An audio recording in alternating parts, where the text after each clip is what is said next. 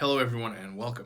As we're getting nearer and nearer to the iPhone 13 launch, we're getting a much clearer picture of pretty much what features to expect, what the pricing is going to look like, and also we can kind of guess the release date.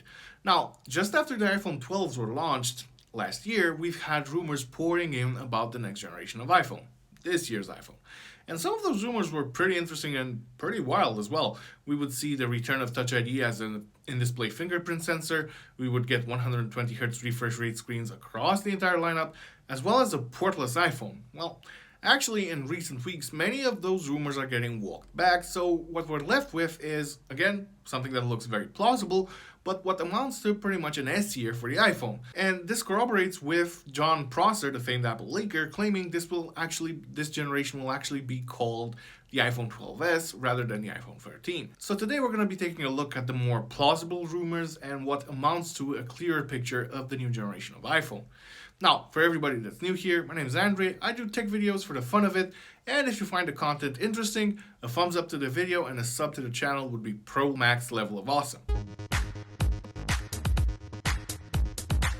Now, before we get any further, I want to tell you that these are all rumors and leaks, and we all know how the rumors and leaks turned out for the MacBook Pros at WWDC. Basically, the entire industry was sure that we're going to get new MacBooks in June at WWDC, and that never came to pass. Said MacBooks are still not released, and rumors are all over the place concerning their actual release date. So you need to take these leaks and rumors with a massive, unhealthy pinch of salt. So here goes nothing. First, we'll be getting slightly thicker iPhones with larger battery sizes. The battery size will increase across the entire range, with the biggest increase percentage-wise going to the Pro Max model, with a whopping 18% larger battery size. This bodes very well for the entire range, but looking at that massive increase, the Pro Max version could end up being a real battery champ.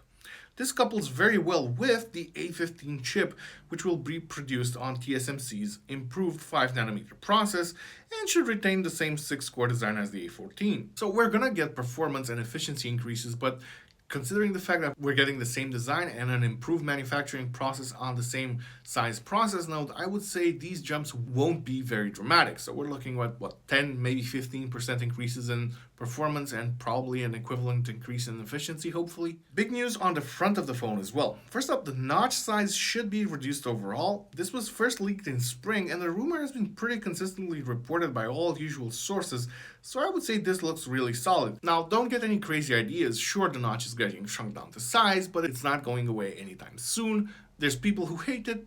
For me, basically it's invisible at this point in time, but of course, a smaller notch overall is a big deal. We will also finally be getting 120Hz ProMotion displays, though only on the Pro versions of the phone, sadly.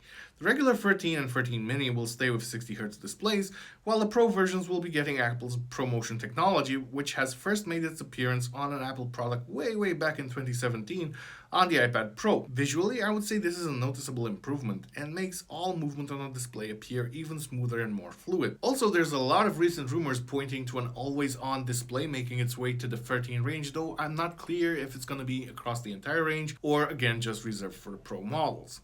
Overall, improvements in display technology, but especially so for the Pros, which is kind of usually the case. Next, we have a really big shocker. Incredible reveal. No, not.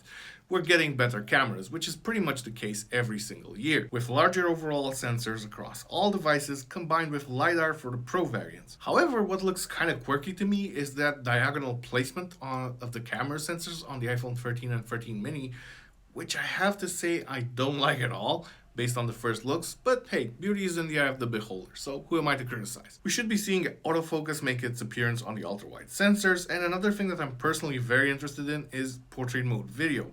I use iPhones to film all my videos, and if the new ones can do portrait video, it will mean I won't need a dedicated camera for the foreseeable future. As a small side note here, what Apple is really saying is that perhaps even older iPhones could actually be doing this, because if you recall my video about the most interesting features in iOS 15 and iPadOS 15, basically all Apple devices powered by an A12 chip can now do portrait mode in FaceTime calls, and that's while using the much worse front-facing sensors on many of those devices. I'm very excited to see that portrait mode video will actually happen on the iPhones, and I'm really hopeful that they're bringing it this year, but they should have done this quite a while back, to be honest. Now, onto the release date. And this is going to be a guesstimate, but according to all rumors, the production of the iPhone 13 should have already started, and everything looks to be on schedule. So this means we're looking at a September release, and usually Apple will release new iPhones on a Tuesday, make them available for pre-ordering on a Friday, and generally within a week or so, the first units are going to be delivered to customers.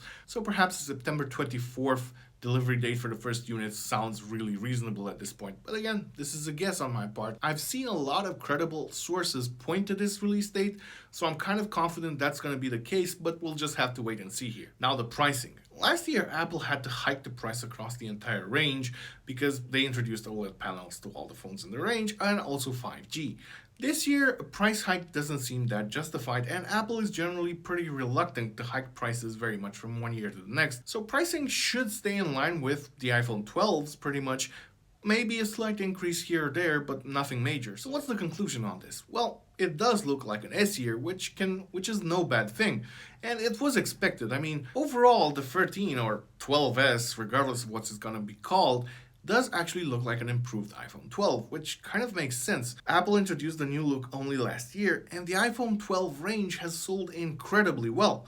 As the saying goes, if something ain't broke, don't fix it, so why would they? In terms of hardware and features, yes, there are going to be improvements over the iPhone 12s, but nothing really strikes me as a must-have feature over its predecessor. However, just as is the case for the iOS 15, you have a bunch of smaller changes that could amount to a rather significant improvement overall, so we'll just have to wait and see. Now, I'll follow up this video with another one in the next few days where I'm going to discuss if it's worth picking up an iPhone 12 now, or if it's worth waiting for the iPhone 13. So if you want to watch that video, make sure you subscribe to the channel. As always, thank you for taking the time to watch the video.